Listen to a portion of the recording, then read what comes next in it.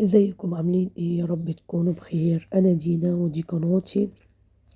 احنا النهارده هنعمل مع بعض اكلة حلوة جدا، جميلة وسهلة جدا واقتصادية، ولا هنعملها بزبدة ولا بسمنة للتوريق خالص، لان احنا أساسا مش هنورق، وهتشوفوه مع ذلك هيطلع جميل وطعمه هيعجبكم جدا. وممكن نحشيه بالسكر زي ما انا بعمل كده، ممكن تحشيه بالجبنة، ممكن تحشيه بالزيتون اللي هي القلبات اللي انا بحط تحتها السكر دي.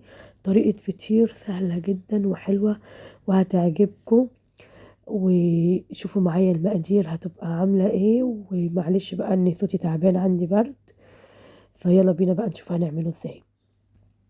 هنا جبت طبق فيه حوالي مجين مية اللي هو مجين الشاي، وحطيت عليه مية عادي من الحنفية لان الجو ابتدى يبقى كويس.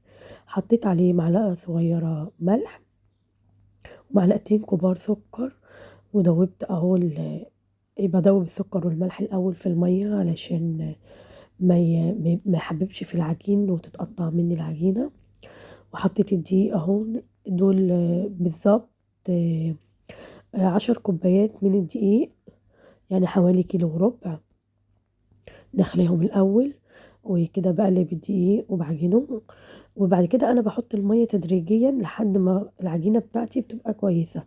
مش هنقدر طبعا نقول معيار للمية، لان المية كل دقيق بيختلف على حسب نوعه. في دقيق بياخد سوائل كتير وفي دقيق لا.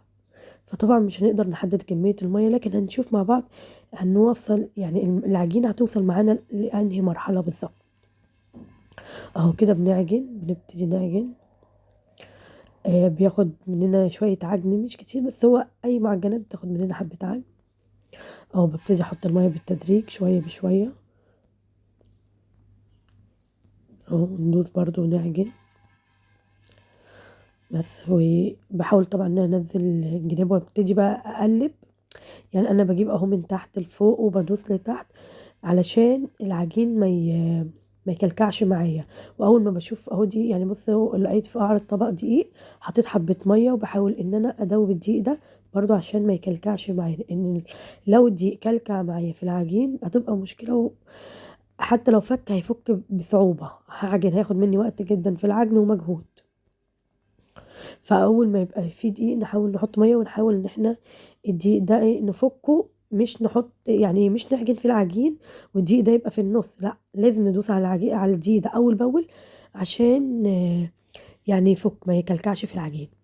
انا كده فضيتها من الطبق على الرخامه عشان تبقى اسهل في العجن واتحكم فيها اكتر. وببتدي اهو اعجنها. هي حاليا لسه ملزقه في ايدي، بس يعني انا عاوزاها كده، مش هحط لها ميه اكتر من كده. هنحط لها بس مكون تاني يعني زيت، هنحط لها حبة زيت هتلم معانا بقى وينعم العجينة جدا. اهو انا كده هحط لها حبة من الزيت، يعني حوالي مثلا معلقتين كبار او معلقتين وحبة.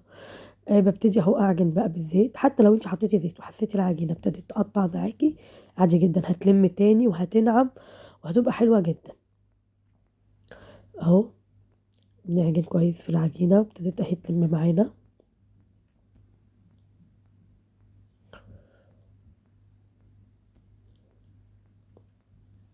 اهو هي بتاخد شوية عجن بس النتيجة بتبقى حلوة في الآخر. يعني بصراحة الفطير ده يستاهل، لأنه كمان فطير اقتصاد، يعني ولا هنعمله بسمنة ولا بحاجة. فطبعا يعني بالنسبة طبعا يعني لغلا الأسعار، يعني الحمد لله طبعا على كل حاجة. هيبقى يعني بالنسبة لغدوة أو عشوة تبقى غدوة حلوة جدا واقتصادية، مش مكلفة للدرجة خالص. اهو انا دلوقتي بحط ايدي في الدقيق. انا جبت صينية حطيت فيها دقيق، وبعد كده بكور الدقيق ده لكور بس مش صغيرة. يعني أنا مثلا ال10 كوبايات دول عملتهم على 6 كور. انتي لو عندك ميزان عاوزة توزنيهم تقطعيهم قد بعض على 6 كور، تمام. بالنظر كده مفيش مشكلة. فأنا قطعتهم اهو، وبرضو رشيت على وشهم حاجات بسيطة من الدقيق. وعادي لأن كده كده أنا هفرده بدقيق، أنا مش هفرده بسمنة ولا بزبدة ولا أي حاجة. اهو دي بقى انا جبت الطبليه لان هي عاوزه، انا الرخامه بتاعتي مش كبيره، فهي عاوزه حاجه كبيره تفردي عليها. فجبت الطبليه وحطيت عليها دقيق، وحطيت على العجينه من فوق دقيق. بس طبعا انا بعد ما ريحت العجينه حوالي نص ساعه عشان تفرد معايا بكل سهوله وما تتعبنيش. اهو يعني بعد ما قطعتها انا ما بريحهاش في الطبق، انا يا دوب بعجنها واقطعها واسيبها ترتاح، وهي متقطعه نص ساعه. بعد كده ببتدي افرد فيها، وبفرد بالنشابه. العجله دي سهله جدا في الفرد، اسهل من النشابه التانية بكتير.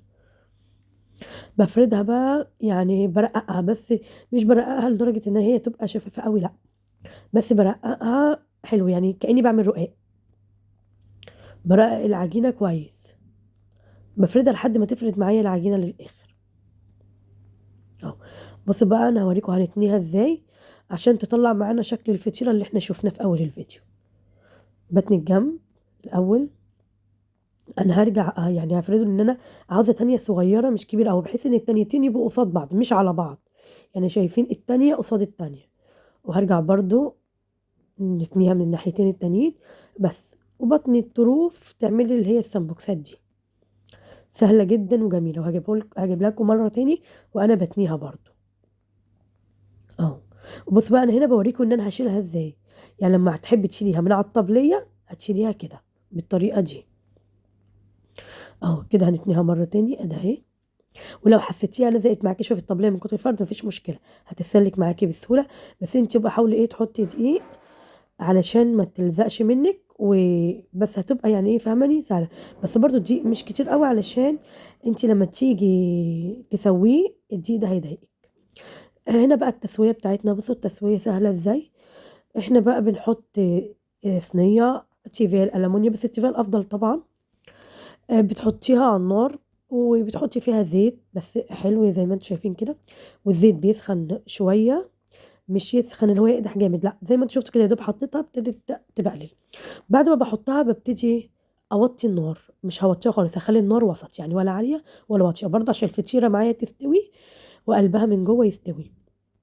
اهو كده انا قلبتها على الناحيه التانية يا دوب خدت لون بس ذهبي كده، وقلبتها على الناحيه التانية برضه بتابعها.